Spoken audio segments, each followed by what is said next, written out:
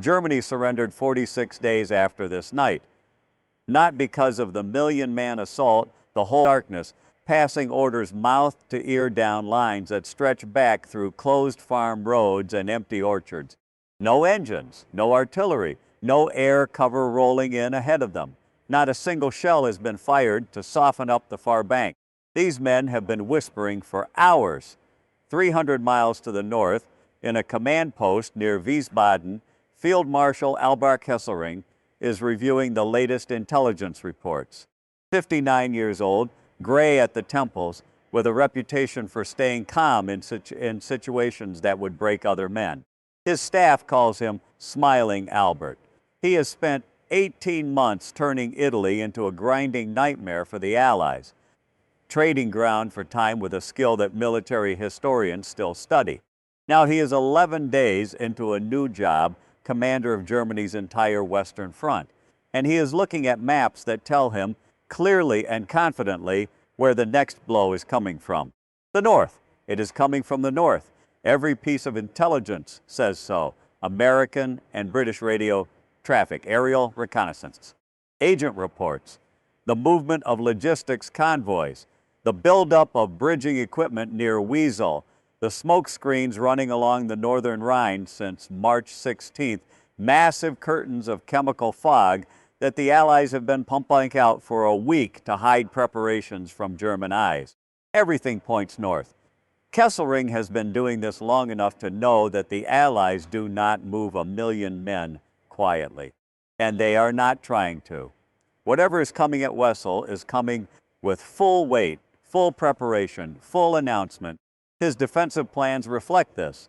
He has drawn contingency scenarios for crossings at Wesel, at Cologne, at Dusseldorf, at Ries.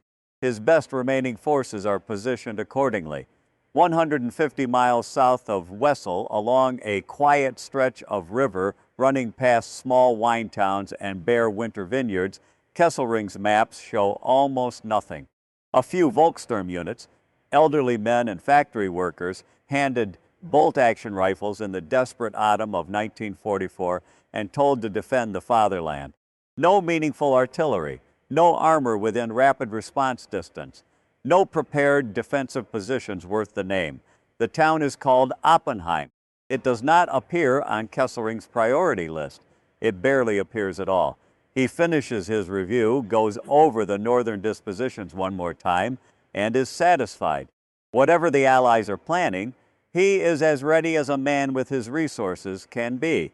He does not know that 300 miles to the south, in the darkness along the riverbank at Oppenheim, the first assault boats are 20 minutes from the water. He will not know until morning, and by then it will already be too late. Before we talk about the generals and the boats and the phone calls that came after, you need to understand what the Rhine actually was. Not just as a river, not just as a military obstacle, but as an idea. The Rhine runs 820 miles from the Swiss Alps to the North Sea. Julius Caesar crossed it in 55 BCE, then again in 53 BCE, not because he had to, because crossing it was a statement, a demonstration that Rome could reach beyond the edge of the known world, touch the darkness on the other side, and come back again.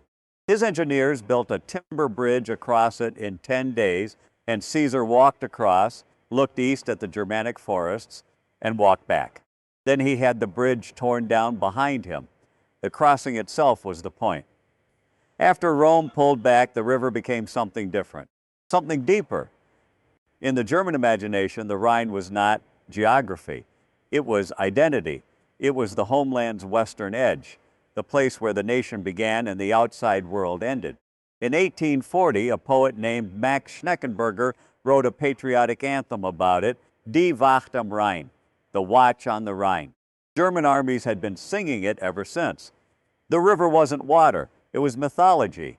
By March 1945, it was also the last significant natural barrier standing between the Allied armies and the German heartland. The Germans had spent months fortifying the eastern bank. They had blown up almost every bridge across the Rhine, railway bridges, road bridges, ancient spans that had stood for a century. They had positioned artillery in the hills above the water. They had mapped every crossing point, every ford, every place a boat or a pontoon section might touch the bank, and they had drawn defensive plans for all of it. German war planners had spent the winter gaming out responses to Allied crossing attempts at every major point along the river. Their calculations were methodical, they were thorough. By every standard of military planning, they had done everything right, and they had not bothered to seriously plan for Oppenheim. Now, two men, because the story of what happened on the night of March 22nd is at its core the story of two generals who could not have been more different if they had been designed specifically to irritate each other. 300 miles to the north of Oppenheim, in the headquarters of the British 21st Army Group, was Field Marshal Bernard Law Montgomery. 57 years old, small man, precise, vain in a way that he seemed entirely unaware of, or perhaps entirely indifferent to. He didn't drink, he didn't smoke. He went to bed at exactly the same time every night, regardless of what was happening. He had rebuilt the shattered British 8th Army after the disasters of the North African Desert War and led it to victory at El Alamein in 1942. He had commanded the ground forces on D-Day. He was, by any honest accounting, one of the most accomplished soldiers the British Army had produced in the entire conflict. He was also, by nearly universal agreement among the American generals who served alongside him, extraordinarily difficult. His method was preparation. Total, exhaustive, comprehensive preparation. Montgomery did not attack until he had air superiority, artillery dominance, secure supply lines, rehearsed troops, numerical advantage, and a plan that had been reviewed, revised, and reviewed again. He believed that careful planning saved lives. He was not wrong about that. He was also slow in a war where speed sometimes mattered more than anything else. For 6 weeks in February and March 1945, Montgomery had been preparing Operation Plunder, his crossing of the Rhine at Wesel. The scale was staggering. Over 1 million men from 3 nationalities, an estimated 4,000 artillery pieces, 36 Royal Navy landing craft transported overland from the English Channel by road. Smoke screens running since March 16th, and planned for the morning of March 24th, the day after his infantry assault, an airborne operation that would drop nearly 17,000 paratroopers and glider troops east of the Rhine in a single day. The largest single-day airborne operation ever executed. Montgomery intended his crossing to be the decisive blow. The moment the war cracked open, the whole world knew it was coming. The Germans knew it was coming. There was no real secret, and there couldn't be. You cannot hide 1 million men and 4,000 guns. The logic was that it didn't matter. The force would simply be so overwhelming that it would break through regardless. Montgomery would be the man who ended it. 300 miles to the south, in the headquarters of the United States Third Army, a very different kind of man was reading the same maps with very different eyes. Lieutenant General George Smith Patton, Jr., 60 years old, thinning silver hair, a high, reedy voice that surprised almost everyone who met him because it didn't match the image at all. 2 ivory-handled revolvers on his hips, a lacquered helmet that gleamed like he was heading to a parade, not a battlefield. He prayed every morning. He swore magnificently every afternoon. He had been wounded in the First World War and come back. He had been suspended from command after slapping a hospitalized soldier in Sicily in 1943, a moment that nearly ended his career, and fought his way back from that too. He had led the breakout from Normandy in the summer of 1944, racing across France at a pace that stunned everyone, including his own staff. During the Battle of the Bulge, he had wheeled his entire army 90 degrees north in 72 hours to relieve the 101st Airborne at Bastogne. Military historians still study that pivot. He had been told, in carefully diplomatic language, that his role in the coming Rhine operation would be secondary. He would cross when he was ready, after the main effort in the north had been launched. He had absolutely no intention of waiting. But here is the thing that often gets missed when people tell this story. Patton was not simply reckless. He was not gambling blindly. He had been studying the Rhine for weeks with very specific criteria, and what he and his engineers found at Oppenheim was not luck. It was the result of a deliberate search for a particular kind of vulnerability. The eastern bank at Oppenheim was low and flat, good for getting troops ashore quickly. The current was manageable. The river here was no more than 1,000 feet wide, and the German defenders in this sector were almost entirely those same Volkssturm units. No artillery worth speaking of, no armor nearby, no way to call for rapid reinforcement. This was not a point of strength that Patton intended to attack. This was a point of absence that he intended to walk through. And here is where the two stories come together into one. Kesselring's maps were right. The main Allied blow was coming from the north. Montgomery's preparation was real.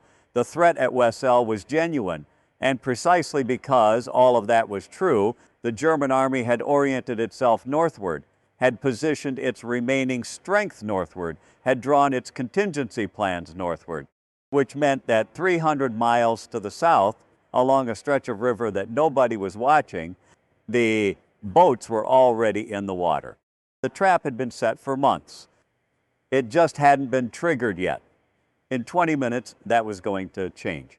4 days before the boats went into the water, something happened in a command post that would never appear in any official order.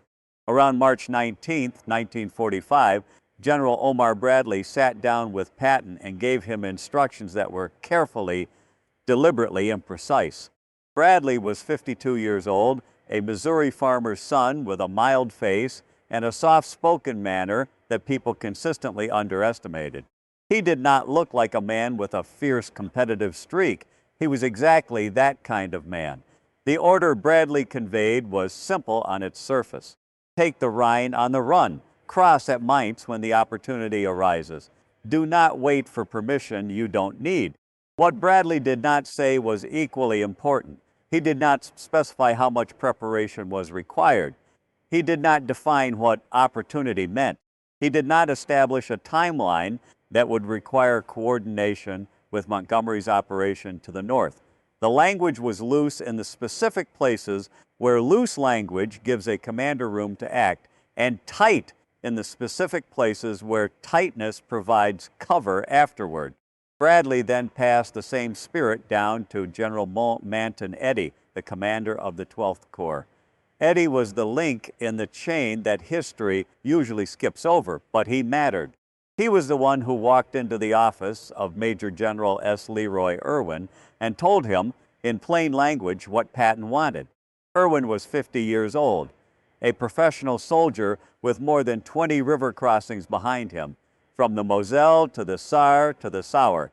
He understood better than almost anyone what a proper opposed river crossing required: artillery preparation, air support, rehearsed troops, bridging equipment staged and ready. Days of planning minimum. His first response to Eddy was a flat refusal. Not enough time, he said. A well-ordered old crossing was not possible on the timeline they were describing. Then he paused, and he added 4 words that changed everything.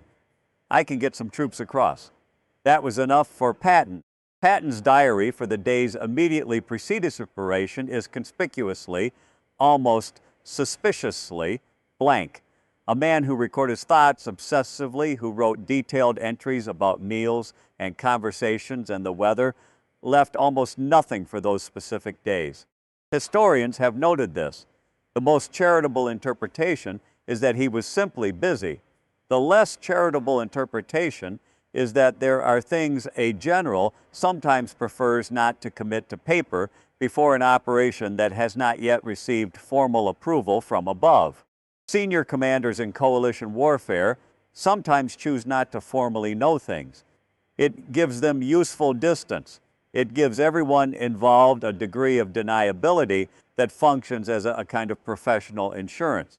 The circumstantial evidence suggests that everyone in the chain, from Bradley to Eddy to Irwin to Patton, understood exactly what was being set in motion. Nobody said so in writing. Nobody needed to. What is not in dispute is what happened next. Patton's engineers had been evaluating the western bank of the Rhine for weeks. They were not looking for the obvious crossing points.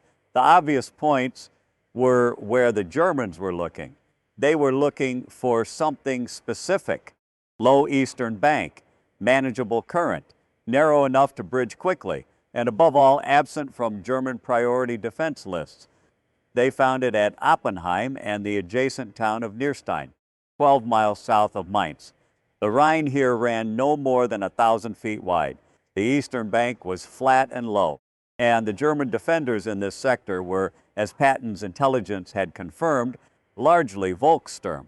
Old men and factory workers with bolt-action rifles, no artillery, no armor within rapid response distance, and no reason to expect that anyone was coming.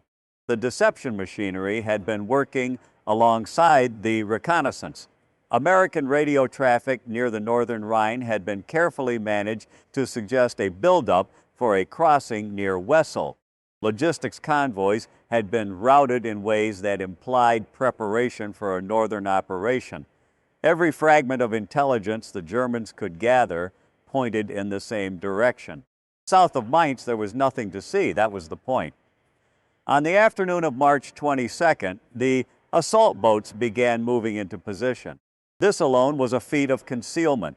Pontoon sections and bridging equipment had been distributed among ordinary supply convoys for days, covered in tarpaulins, mixed in with rations and ammunition and motor pool spare parts.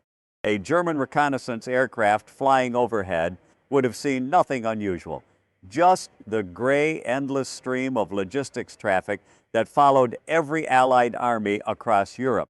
By 7 p.m., the components were staged near the river, invisible but ready. By 7 p.m., the soldiers of the 5th Infantry Division's 11th Infantry Regiment were receiving their final briefings.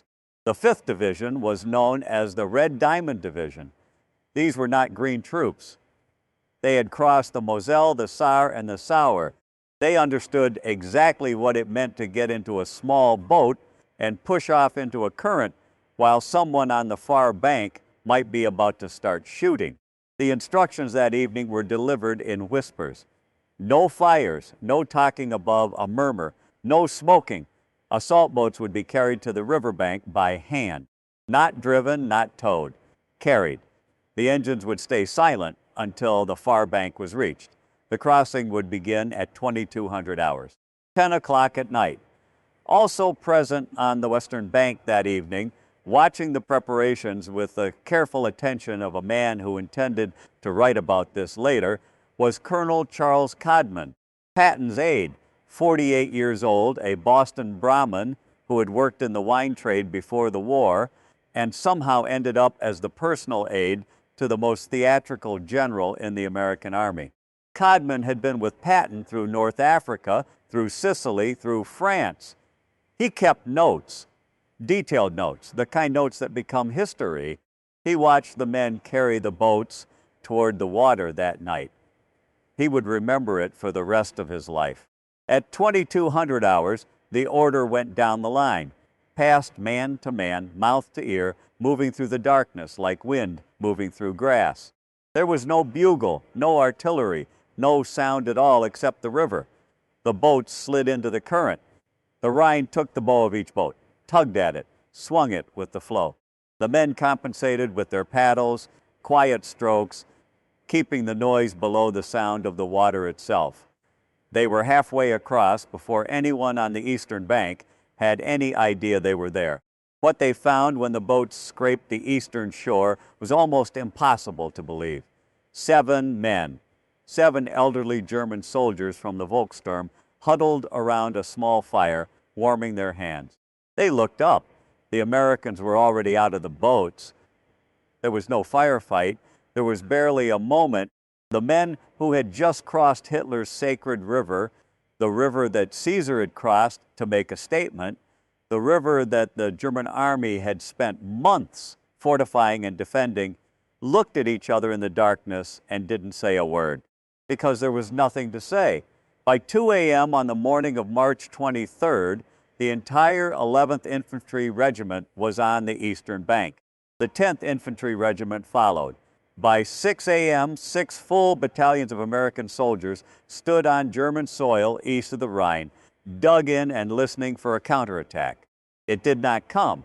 Total casualties for the assault crossing were later recorded by Bradley himself in his memoir at 34 dead and wounded. 34 for 6 battalions crossing a major river at night in wartime. That number is so low that military historians still pause on it. It borders on the miraculous. It is also a precise measure of what Patton had understood from the beginning. The risk was not in the crossing. The risk was in waiting long enough for the Germans to figure out what was happening. Speed was the armor, but crossing the river was only half the problem. The other half was building a road behind yourself before daylight made everything visible. The unit assigned to that task was the 249th Engineer Combat Battalion, part of the 135th Engineer Combat Group under 12th Corps. Their mission was to construct a floating pontoon bridge 366 meters long across a moving river in darkness under the threat of enemy artillery and air attack, with German forces approximately 400 yards away on the eastern bank. They had to do it in silence. They had to do it fast. And every man working on that bridge understood that if German aircraft found them before they finished, the entire operation would be exposed in the worst possible way. One of those men was Robert Shalado, 20 years old, give or take, a private in the 249th, which meant he was one of the men actually in the water, actually handling the pontoon sections, actually connecting the pieces in the dark while the current pushed against everything, and the cold came up through his boots, and somewhere in the trees on the eastern bank, the Germans had not yet found them, but might at any moment. Nobody had explained to Shalado that he was making history. Nobody explained that to anyone doing it. They explained the assignment. They explained the timeline, and then they went to work. The Germans found them eventually. Artillery shells began falling in the vineyards along the riverbank, scattered, uncoordinated, not zeroed in. The German fire control in this sector was exactly as weak as Patton's intelligence had suggested. The shells fell in the mud and the bare winter fields and around the riverbank, but not on the bridge itself. The structure kept going up. German aircraft appeared as well. A small number, perhaps a dozen fighters and fighter bombers, scraping together from whatever the Luftwaffe could still get airborne in March 1945. American anti-aircraft batteries, pre-positioned on the western bank before the crossing began, drove them off. The bridge kept going up, section by section, through the dark, through the artillery, through the cold. The bridge at Nierstein kept going up. The memorial plaque erected at the crossing site in 2017 records the completion time as 18 hours. A 366-meter floating bridge across the Rhine River in darkness under fire with the enemy 400 yards away. 18 hours from first section to last. And when the final piece locked into place and the engineers stepped back and the bridge was declared open, the first thing that rolled across it was an American tank. Not a supply truck, not an infantry carrier, a tank. American armor was on the eastern bank of the Rhine River before dawn on March 23, 1945, the fastest major assault crossing of the river in the entire war. The first successful assault crossing of the Rhine by an invading army in 140 years. And nobody in Berlin knew it had happened yet. Patton knew. He had been awake through the night, tracking the reports as they came in. He was not the kind of general who slept while his men were crossing rivers. By early morning, he had the confirmation he needed. 6 battalions across, bridge going up, casualties almost non-existent. German response fragmented and ineffective. He picked up the phone. The call went to General Bradley at 12th Army Group headquarters. Bradley's memoir records the conversation with a kind of precise detail that tells you he replayed it many times afterward. Patton's voice was deliberately low-key, almost casual, the voice of a man trying very hard not to sound like what he was, which was a man who had just done something extraordinary and knew it. "Brad, don't tell anyone, but I'm across." Bradley's response came after a beat of silence. "You mean across the Rhine?" "Sure am. I sneaked a division over last night. There are so few Germans around there, they don't know it yet. So don't make any announcement. We'll see how it goes." Bradley, by his own account, sat with that for a moment. Then he said he'd be damned. The news moved north to Eisenhower's headquarters the way large news always moves through military organizations, as fragmentary reports that accumulate into something undeniable. There were unusual Third Army radio patterns near Oppenheim. Then there were confirmed reports of American troops on the eastern bank. Then there was the bridge. Dwight Eisenhower received the confirmation through Bradley. He was 54 years old, the supreme commander of all Allied forces in Europe, a man who had spent 2 years managing the most complex military coalition in history through a combination of strategic clarity and personal diplomacy that had cost him, by his own account, more than he could measure. He smoked 4 packs of Camel cigarettes a day. The Rhine situation probably contributed to a few of them. The aides who were in the room describe a consistent picture. Eisenhower was outwardly calm. He was almost always outwardly calm, but he put down his cigarette, he picked it up again, and when he heard that Montgomery did not yet know that the field marshal 300 miles to the north was still in the final hours of preparation for his great set-piece assault on the Rhine, while an American general had already been on the far bank for most of the night, Eisenhower said something that the aides recorded in their notes as a profanity. The exact word has varied across the accounts. The emotion has not. What happened next is where the story gets genuinely complicated, because Eisenhower's reaction was not anger. It was not relief. It was something more difficult than either of those things. It was calculation. Montgomery commanded British forces. Churchill was personally invested in British military prestige in the final phase of the war. The relationship between American and British commanders had been strained for months by disputes over strategy, over resources, over credit. Eisenhower had held the coalition together through all of it at significant personal cost. If he stood up and declared publicly that Patton's improvised night crossing had beaten Montgomery's million-man operation by 24 hours, the political damage to the alliance would have been real and immediate. So he did not do that. He wrote Patton a warm letter that day, March 23rd, acknowledging the achievement and praising the Third Army. Then he managed the news carefully, saying enough to acknowledge what had happened without saying enough to humiliate the British. Later that same morning, when the Germans had discovered the bridgehead and secrecy no longer served any purpose, Patton called Bradley again. The tone was completely different this time. "Brad, for God's sake, tell the world we're across. I want the world to know that Third Army made it before Monty starts across." Bradley obliged. The press release went out, and by the time Montgomery's artillery opened up along the Rhine at Wessel on the night of March 23rd, American newspapers already had a story dateline the previous evening.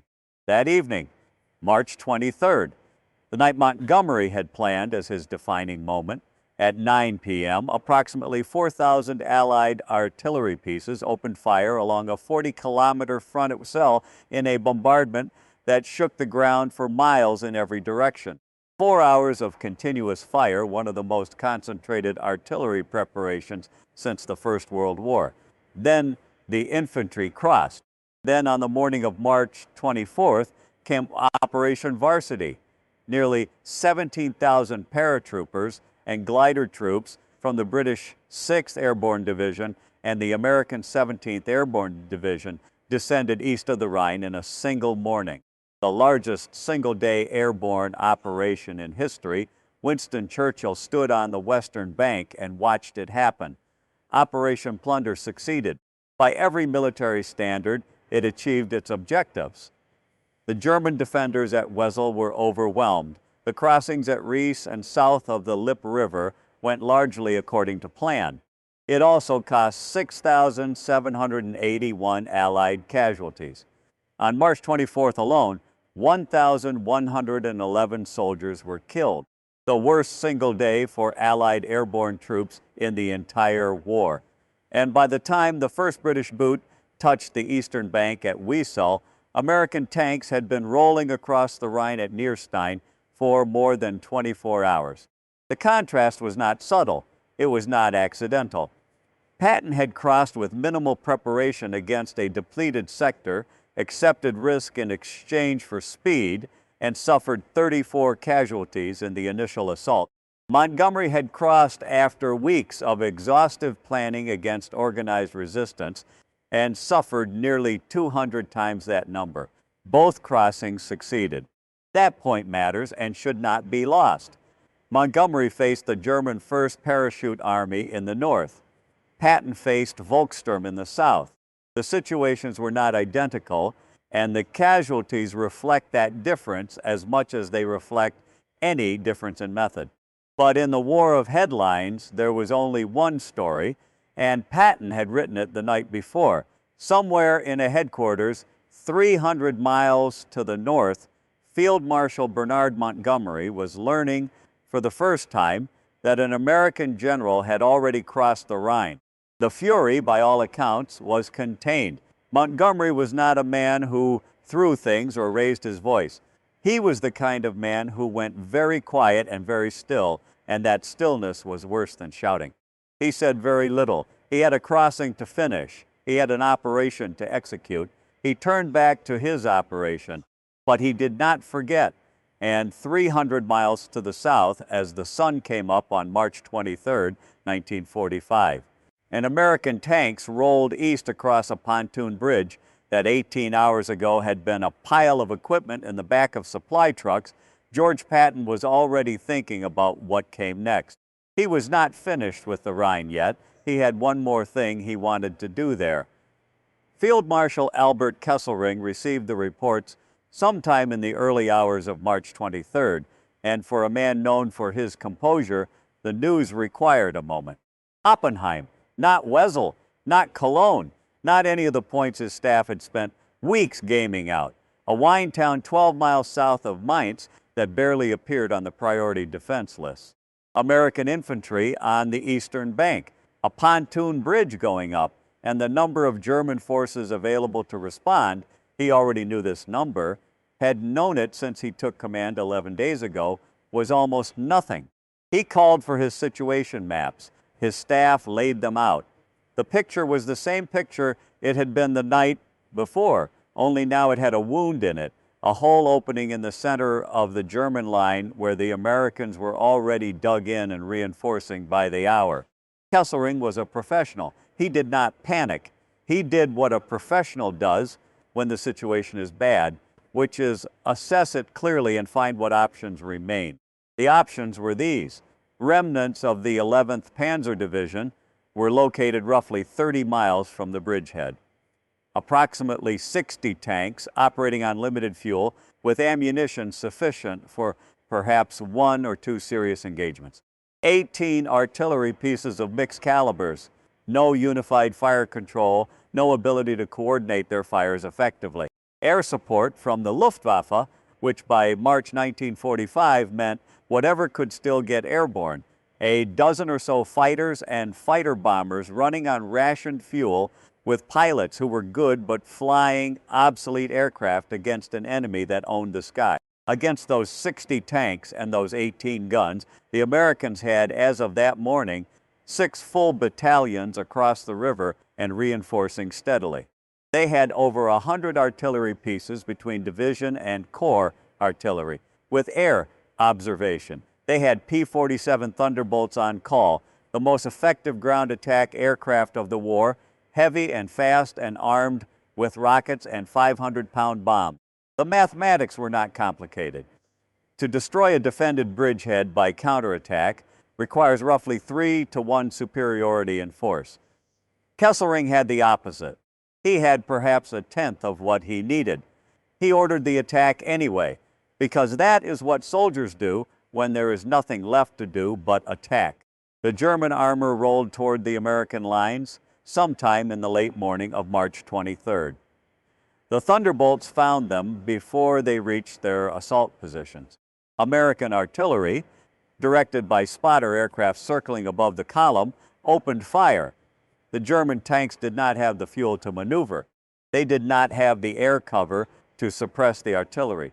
They had the orders and the will, and almost nothing else. None of them reached the bridge. The Luftwaffe made its attempt as well.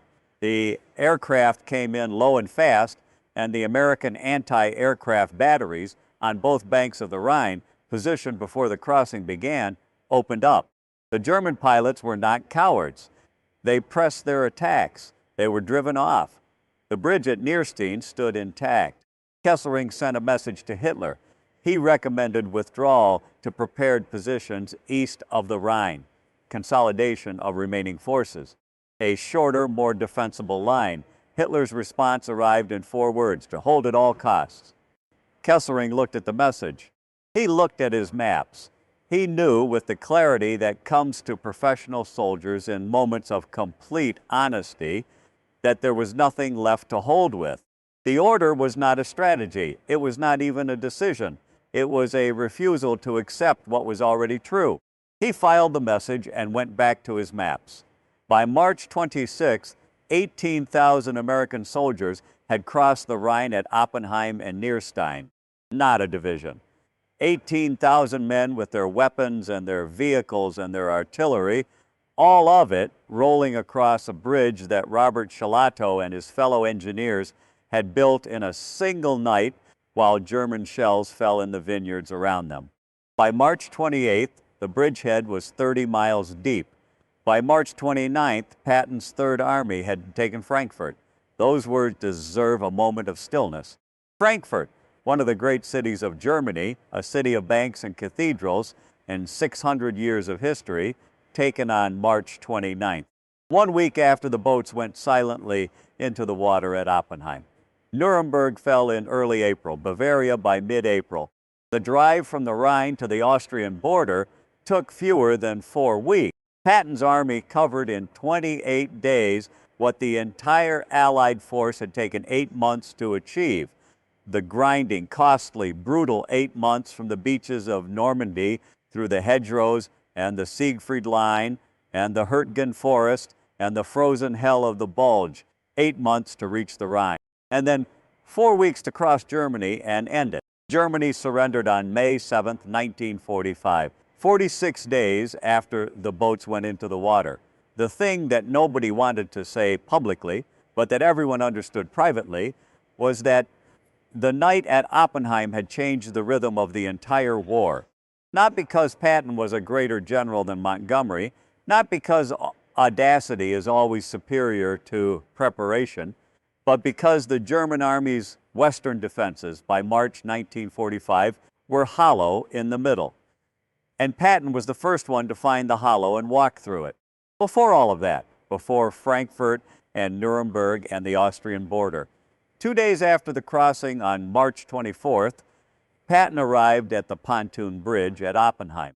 He came with a small staff. Codman was there, as he almost always was, notebook at the ready, observing with the careful attention of a man who understood that he was watching something worth recording precisely. Patton led the group onto the bridge. They walked out over the Rhine, the slow brown water moving beneath the pontoons, the cables taut against the current. He stopped midway. He looked out at the river for a moment. Then he walked to the railing, and he did something that Patton recorded in his own memoir as spitting into the Rhine, and that Codman recorded in considerably more specific terms. What Codman wrote was that Patton unbuttoned his trousers and relieved himself into the river, saying, "I have been looking forward to this for a long time." 2 accounts, 2 different levels of detail, both written by men who were there. Historians have largely settled on Codman's version as the more complete record, partly because of its specificity and partly because it fits the man. Patton had, according to at least one account, deliberately refrained from using the bathroom that morning so he would have a full bladder ready for the occasion. Whether that particular detail has grown in the retelling across 80 years, nobody can say with certainty. It fits well enough that people have largely stopped arguing about it. That evening, Patton sent a message to Eisenhower at Supreme Headquarters Allied Expeditionary Force. It was brief. It read in full, "Dear Schaff, I have just pissed into the Rhine River. For God's sake, send some gasoline." It was the most Patton sentence ever written. He had crossed the river that Caesar crossed. He had done something no invading army had done in 140 years. He had changed the course of the war. And his communication to his supreme commander was a request for fuel. When he stepped off the bridge onto the eastern bank, he crouched down and scooped 2 handfuls of German soil from the ground. He stood up and said, "Thus, William the Conqueror." It was a deliberate reference. William the Conqueror, landing in England in 1066, had stumbled and fallen on the beach. His men saw it as a bad omen.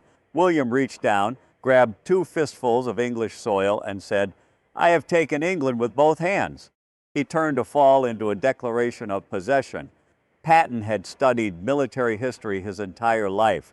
He knew the story. He knew exactly what he was doing when he said those words.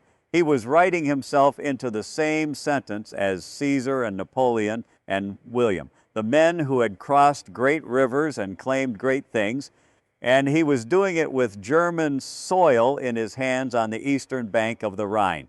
He was also, characteristically, making sure Codman got it down. Now, what Eisenhower actually thought. On March 23rd, Eisenhower had written Patton a warm personal letter. It acknowledged the achievement. It praised the Third Army. It was genuine. The men had a complicated relationship, but Eisenhower's admiration for what Patton could do on a battlefield was real and documented. Publicly, he said almost nothing that could be read as a comparison. He acknowledged both crossings. He credited both operations. He managed the information with the same diplomatic precision he had brought to every major crisis in the alliance since 1942. Multiple accounts from aides and staff, written in different memoirs across different decades by different people who were in different rooms, converge on a consistent picture of what Eisenhower said privately, that the crossing at Oppenheim was one of the most tactically brilliant maneuvers of the entire European campaign. The exact words vary across the accounts, as they always do when something is reconstructed from memory years later. The substance does not vary. He never said it publicly. The alliance required that he not say it publicly. Montgomery commanded British forces. Churchill was watching. The relationship between Washington and London, between Roosevelt's America and Churchill's Britain, was too important to fracture over a question of who crossed a river first. So Eisenhower kept his private assessment private and managed the public record with care and kept his counsel and waited for the war to end.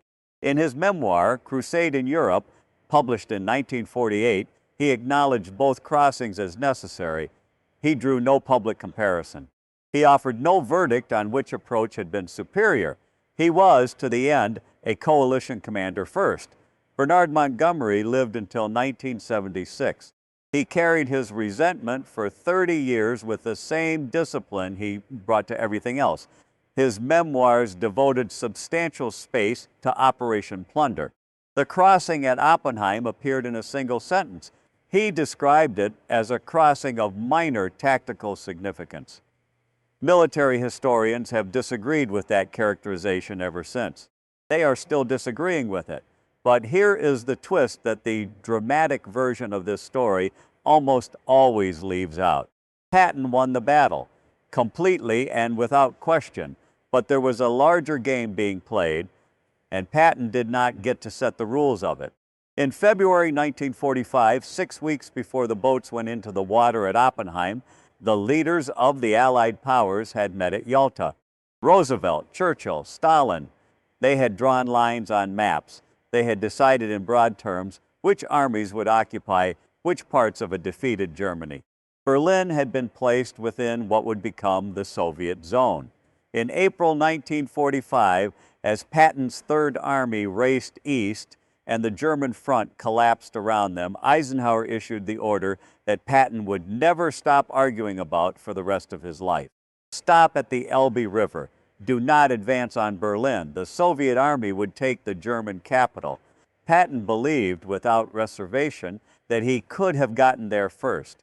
He believed that if he had not been slowed, rationed, held back, the Third Army could have reached Berlin before the Red Army. He believed that what happened in the decades that followed, the Cold War, the Iron Curtain, the division of Europe, might have been different if the political decisions had been different in those final weeks. We cannot know if he was right.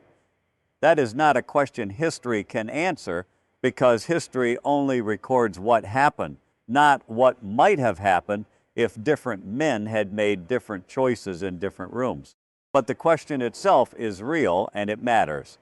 And it was born on the night of March 22nd, 1945, when 6 battalions of American infantry crossed the Rhine in silence and proved that the road through Germany was open. The road was open, and then Patton was told to stop. He never accepted it. Not then, not afterward. Now the men nobody remembers. George Patton gets the headlines. He always did, and he worked very hard to make sure of it. The ivory revolvers and the lacquered helmet and the telegram about pissing in the Rhine, these are the things that survive in popular memory because they were designed to survive there, designed by a man who understood that history remembers the theatrical and forgets the technical. The men who made the crossing strategically decisive were the soldiers of the 249th Engineer Combat Battalion. Their commanding officer and the men who led the specific construction sections are not household names. The techniques they used that night, concurrent work teams, pre-staged equipment distributed across supply convoys, speed calculations that made 18 hours look like the baseline, became standard practice in American military engineering. They were used in Korea. They were refined in Vietnam. They were applied again in the Gulf. The engineers who built bridges faster in those later wars built them faster, partly because of what the men at Nierstein had demonstrated was possible.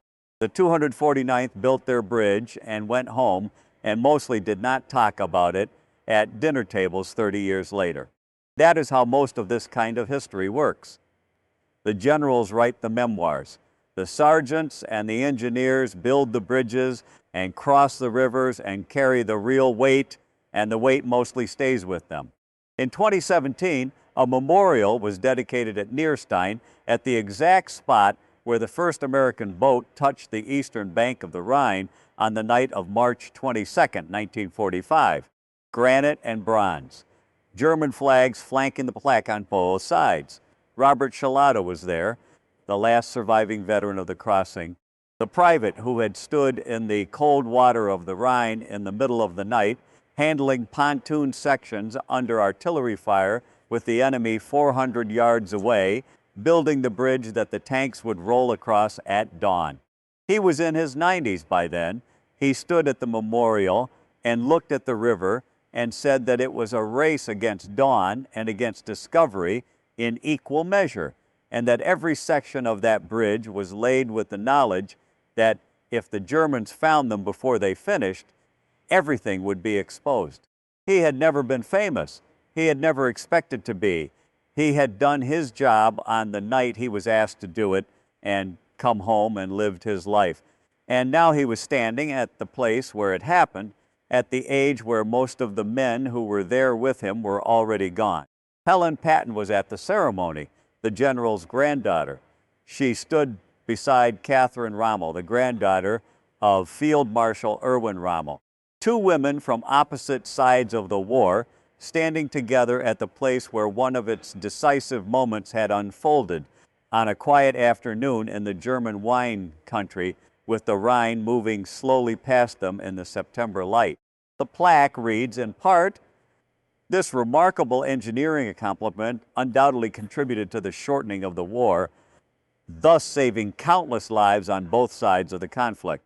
Simple language, precise language, the kind of language that does not try to be more than it is. It names the 249th Engineer Combat Battalion. It does not name the general. That seems right. George Patton was killed not in battle, but by a car accident on December 9, 1945, on a road near Mannheim, Germany. He was riding in his 1938 Cadillac staff car on the way to a pheasant hunt when the vehicle collided with a United States Army truck at a road junction. The impact broke his neck. He was taken to the Army hospital in Heidelberg and told he would never walk again, never ride a horse again, never lead anything again. His reported response was, "This is a hell of a way to die." He died on December 21st, 1945, from pulmonary edema and heart failure brought on by his injuries. 12 days after the accident. He was 60 years old. He was buried on Christmas Eve at the Luxembourg American Cemetery among the soldiers of the Third Army who had fallen at the Battle of the Bulge. He had asked to be buried with his men. They honored that. Montgomery lived until 1976. Eisenhower became the 34th President of the United States, served 2 terms, and remained publicly measured about the Rhine crossing until the end of his life. The private view, the view his aides recorded and his correspondence suggested, stayed private. That was the choice he had made in March 1945, and he never unmade it. The Rhine still runs through Oppenheim. The vineyards still climb the eastern bank, the same bare winter slope that American soldiers saw from their boats in the darkness of March 22nd, now green in summer, gold in autumn, resting in winter. The river moves at 3 knots. It does not care about what happened on its surface 80 years ago. Rivers do not carry memory. People do. And here is what the night at Oppenheim actually teaches. If you sit with it long enough, the Germans had done everything right. They had prepared for months. They had mapped every crossing point, fortified every obvious approach, positioned their remaining strength. At every place, the Allied doctrine said an attack was likely to come. They followed the logic of military planning as it was understood in 1945, and their logic was sound. They lost to a place nobody was watching, not because preparation is wrong. Montgomery's preparation worked. Plunder succeeded. The doctrine was not wrong. But Patton understood the doctrine well enough to know which parts of it could be set aside in specific circumstances, when the enemy was depleted and surprise was achievable, and speed mattered more than safety.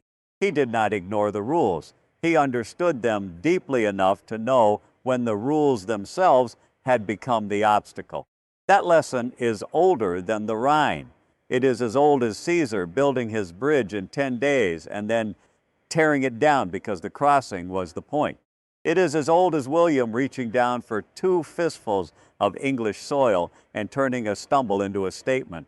The men who change the course of things are rarely the ones who follow the script most carefully. They are the ones who understand the script well enough to know the exact moment to put it down. On the night of March 22nd, 1945, in the darkness along a stretch of river that nobody was watching, George Patton put the script down, and the war ended 46 days later.